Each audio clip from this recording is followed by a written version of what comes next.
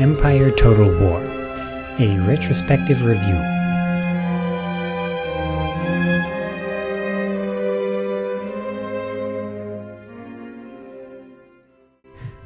Back in 2009, the Creative Assembly, CA, released their largest, most ambitious Total War game yet.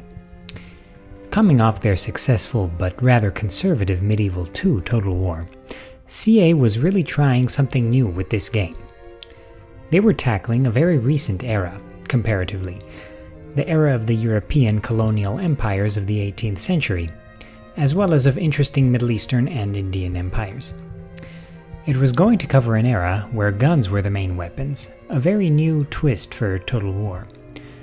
Its map was huge, encompassing Europe, the Middle East, North Africa, India, and parts of the Americas. It used a new engine, which would hopefully feature a better battle and campaign AI, as well as better graphics. Unfortunately, it didn't. Even more unfortunately, its problems were not limited to its broken AI.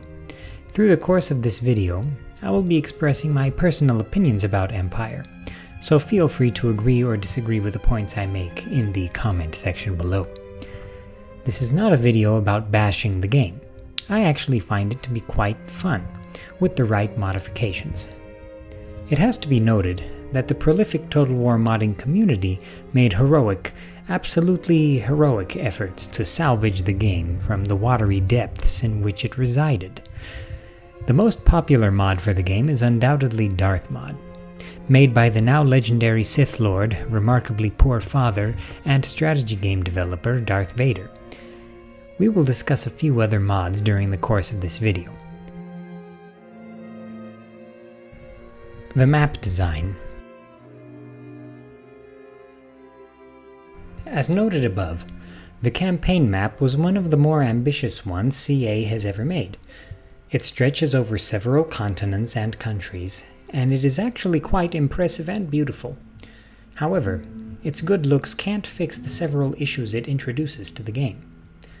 Many of the issues with the campaign map have to do with its design and the layout of the provinces. There are simply not enough of them in certain places, and it makes the game rather imbalanced, technically speaking. This is perhaps at least partially due to the sheer scale of the map. Since it has to cover such a large area, it was difficult to make Western Europe a little more balanced.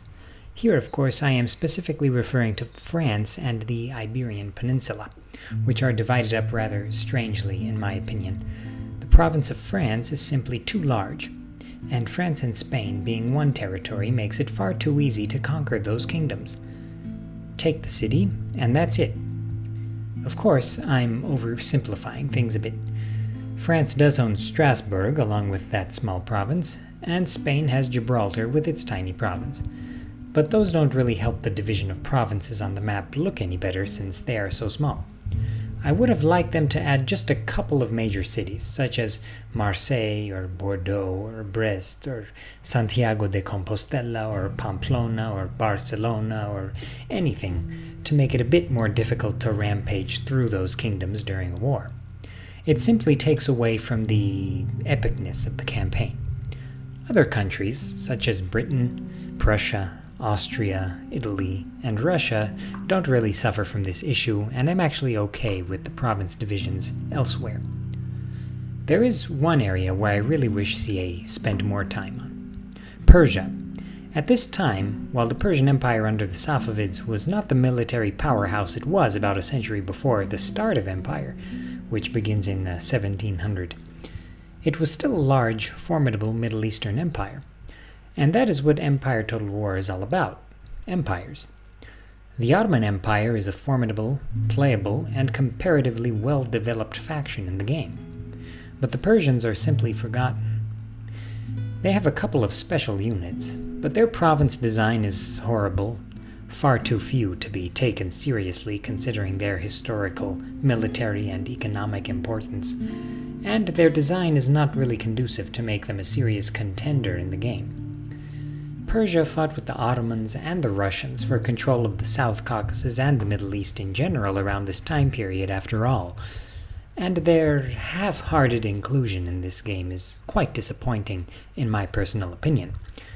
It is an issue that I feel too few bring up in their criticisms of Empire.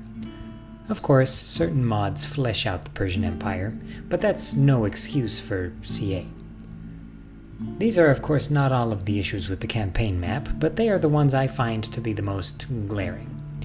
I also want to mention the super powerful Marathas that rise to power in almost every game as another major issue, though it isn't only a problem with the campaign map, of course.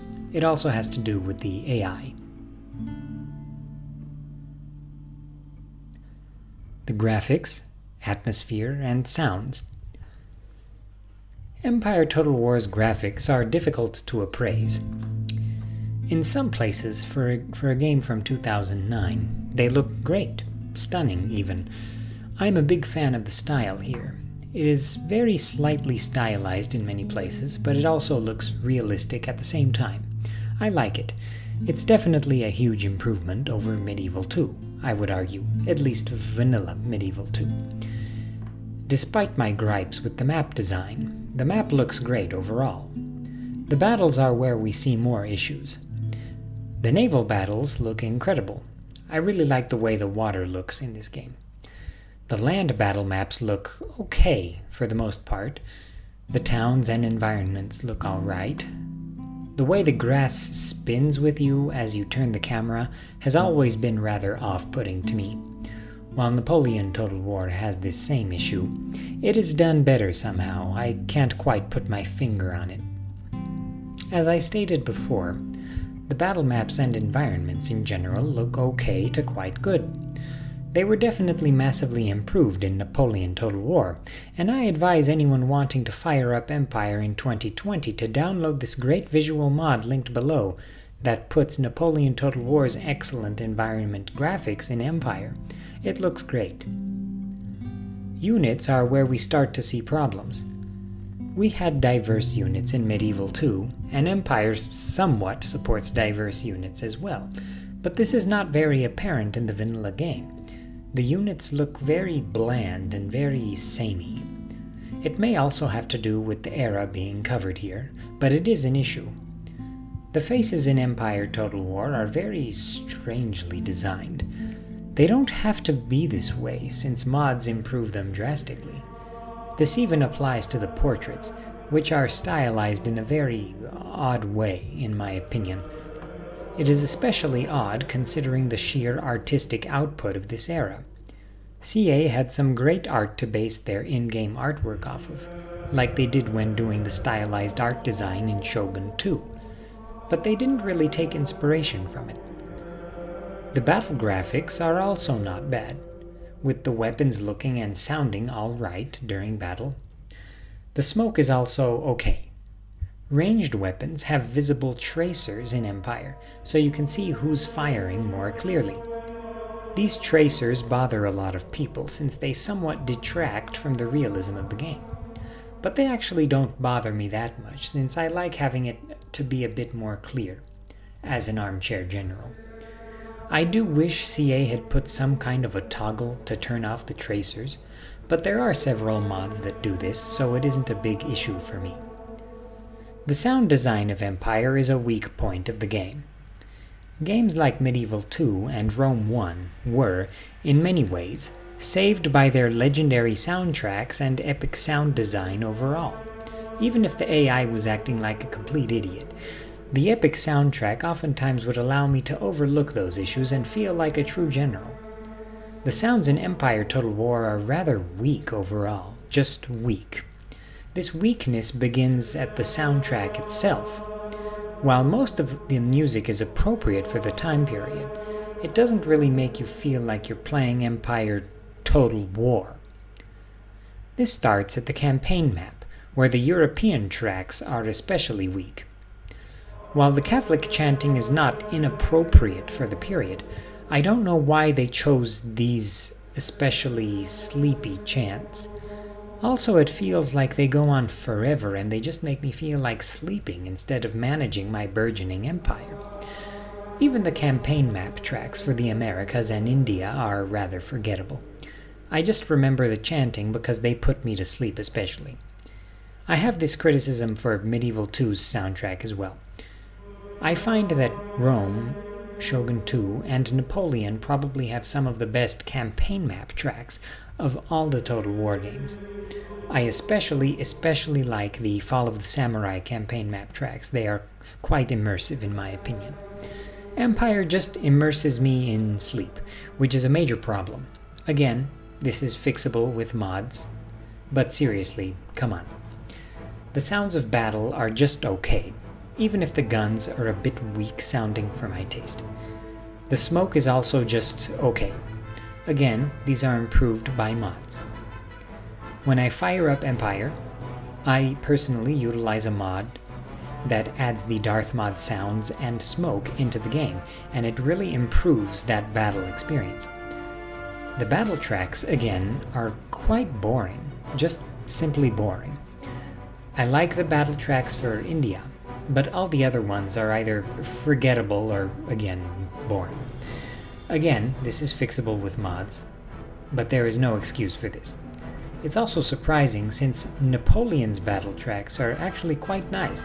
They're not the best battle tracks in Total War history, but Napoleon's visual and sound design is just so much better than Empire overall. I just like Napoleon Total War's design much better. I'll do a retrospective review of that game as well, I promise. It's not perfect by any means, but Napoleon improves on pretty much every mechanic from Empire, including the sound design. Gameplay. The gameplay of Empire is standard Total War fare, for the most part. You have provinces and towns and armies, and you manage them in a turn-based fashion. Empire adds a few goodies here. Naval battles, province towns that are not capitals but can be occupied, which at least mitigates some of the campaign map gripes I have in regards to Western Europe. There is also a tech tree. I find the tech trees of Empire and Napoleon to be rather horribly designed. Shogun II, the main campaign, probably did the tech tree the best, at least the best of the Total Wars I have played, i.e. not Warhammer or Britannia. They don't look nice, I always forget about them. The UI design is terrible. The tech tree is just not great. I always just want to do the research and be done with it so I can use the unit abilities that I want, like bayonets, fire by rank, and other things. You have to move your gentleman agent units into towns with colleges to do research faster. Something about that whole process just feels clunky to me. Agents in general in this game are just tedious to manage, and overall they are next to useless. A pity. The campaign AI in Empire is quite passive overall. They don't make too much happen. Perhaps it was put to sleep by the chanting. Again, nothing against chanting. I chant myself from time to time. Just the chanting in Empire is boring. Campaign management is your standard Total War fare for the most part. You can upgrade your province centers, towns, roads, buildings, both economic and intellectual, farms, move your armies around, garrison your various towns and centers, etc.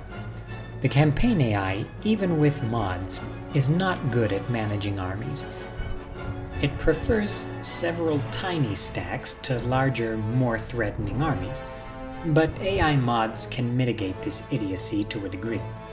Unfortunately, they can't cure it completely, just mitigate it. Battle gameplay is the major problem of Empire. Empire is different from most other Total Wars since the focus is on gun battles, though melee and cavalry are still critical. For the most part, I find Empire battles to be very fun. It's fun to manage your battle lines, your reserves, your cavalry, your formations. Formations in this game, Napoleon and Fall of the Samurai, are very important. And when it comes down to it, it's very fun. The problem is the AI is absolutely, completely, irredeemably broken in every aspect. They can't use artillery correctly, they can't use formations, they can't use guns, they can't use ranged weapons in general, they don't know how to flank, they can't use cavalry, they can't use their brain.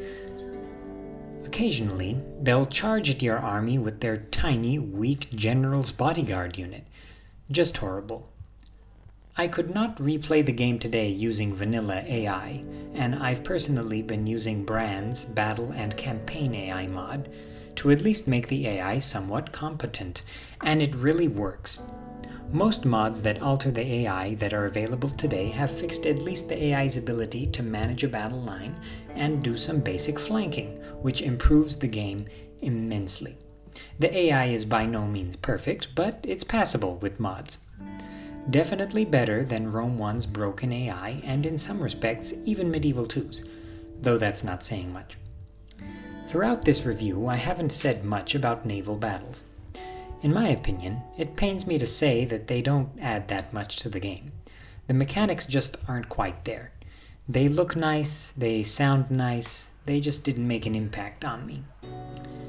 The worst aspect of Empire's gameplay are the sieges. Total War sieges were just barely passable in Rome and Medieval 2. You could definitely get an epic siege or two in there at times, but in Empire they are all completely broken, horrible, look terrible, and are bugged to the point of no return, and I wish I had never had the pleasure of playing one.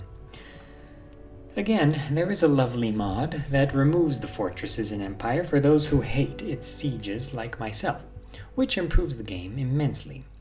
Again, a mod to the rescue. One issue that mods can't fix that I find to be a critical problem is the reinforcement system. In a major battle involving several armies, reinforcements trickle in one unit at a time. This affects Napoleon as well. While this doesn't sound like an irredeemable issue, the AI just can't handle it. Its reinforcements trickle in, they approach the main battle one at a time. By the time they get there, the battle is mostly over, and then they just get picked off one at a time. AI mods mitigate the issue in terms of the AI's management of reinforcing units a little bit, but they can't fix this one.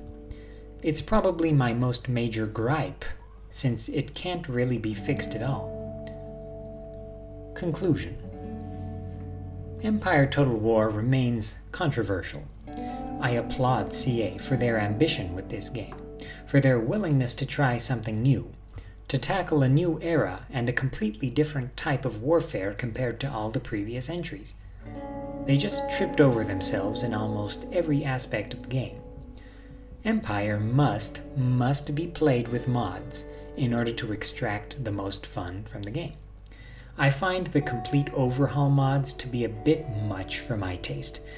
I used to play DarthMod, The Rights of Man, Empire Realism, and a few others, and I like them all very much because they all incorporate the necessary fixes. I just find the edits to the economy system and the slowing down of battles to be a bit much for my personal taste. I just don't have as much time as I used to, and I can't have battles taking forever. That's why at the end here I'm going to recommend a few combinations of mods that I personally use to play Empire, and I also used them while making this video. I used the DarthMod Sounds and Smoke mod, which extracts these effects from DarthMod so you can use them without the rest of the complete overhaul. I really think the DarthMod Sounds and Smoke add a punch and realism to the overall sound design of the battles. The smoke is also very well done. I find it to be better than the Battlefield Smoke mod, though that one is also good. I have a link down below to another mod that adds more units to Persia and a few other factions that I find to be a nice addition. The fort removal mod is absolutely essential. Bran's Campaign and Battle AI mod rounds out this collection, and of course the Empire Mod Manager is an important tool for managing your mod collection. I find that with these mods used together, I was able to have quite a bit of fun with the game, without it deviating too much from the experience that CA was shooting for. Thanks for watching. If you liked this video, please like, comment, and subscribe.